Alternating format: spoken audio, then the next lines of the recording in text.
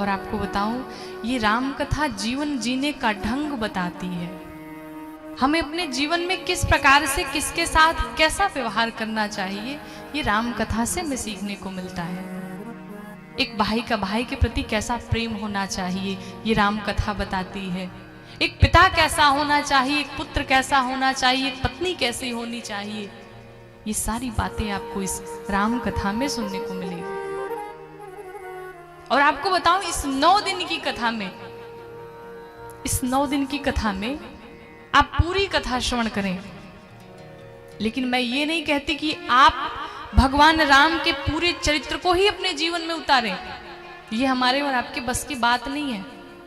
लेकिन इस 9 दिनों में अगर एक भी चरित्र भगवान राम का आपके अंदर प्रवेश कर गया तो पूरा का पूरा राम चरित्र स्वयं आ जाएगा। सिर्फ एक बात कोई ध्यान से सुने और उसे अपने जीवन में उतारे। संसार में जितने भी ग्रंथ लिखे गए सबका नाम रामायण रखा गया। आनंद रामायण, कंब रामायण, वाल्मीकि रामायण, रामायण शतकोटि पारा, अनेकों रामायण हैं, लेकिन सबका नाम रामायण रखा गया। लेकिन गोस्वामी तुलसीदास जी महाराज ने जब इस रामचरितमानस की रचना की तो इसका नाम रामायण नहीं रखा, इसका नाम रखा रामचरितमानस। आप जब रामचरितमानस का ग्रंथ अपने हाथ में उठाएंगे तो सबसे पहले लिखा रहता है राम, फिर आता है चरित और फिर आता है मानस। मानस का अर्थ होता है मन। अर्थात गोस्वामी जी कहना चाहते हैं कि इस रामचरितमानस को जो पढ़ेगा और अपने जीवन में उतारेगा, उसकी इस मानस पटल पर पूरा का पूरा रामचरित्र आकर के विराजमान हो जाएगा। इसलिए मैंने इसका नाम रामायण नहीं बल्कि रामचरितमानस रखा। रामचरित मानस एहि नामा।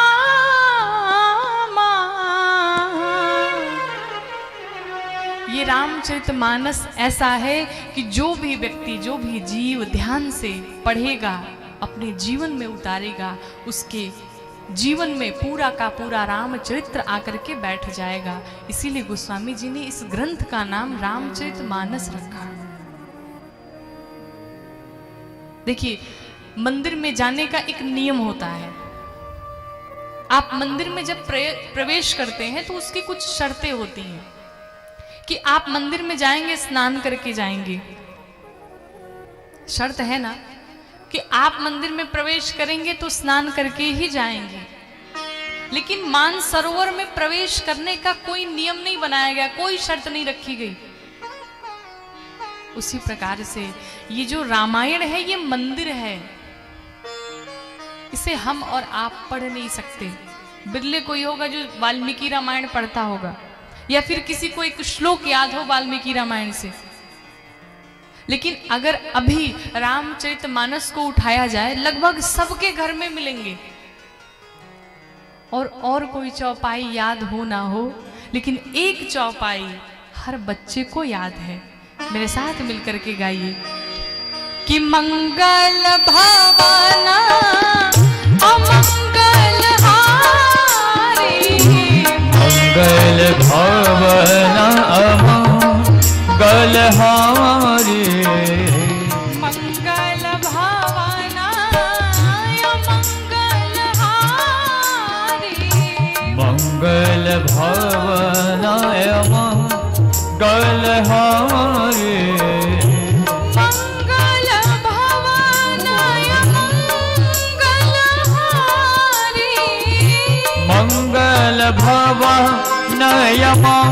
अमंगल हारी, मंगल भवन अमंगल हारी, मंगल भवन अमंगल हारी, प्रभु सुदशरथ अजिर बिहारी, प्रभु सुदशरथ अजिर बिहारी, प्रभु सुदशरथ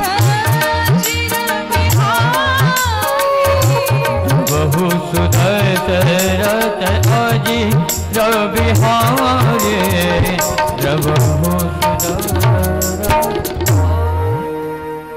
सभी बच्चे को याद है, सबको याद है लगभग। इसीलिए गोस्वामी जी ने बड़े ही सरल भाषा में, अवधी भाषा में इस रामचरितमानस जी को लिखा है, जो हम और आपके लिए सुगम हो जाए, हम पढ़ सके। लेकिन एक निवेदन करेंगे आपसे, रामचरितमानस का पाठ करिए, अपने जीवन में एक नियम बना लीजिए।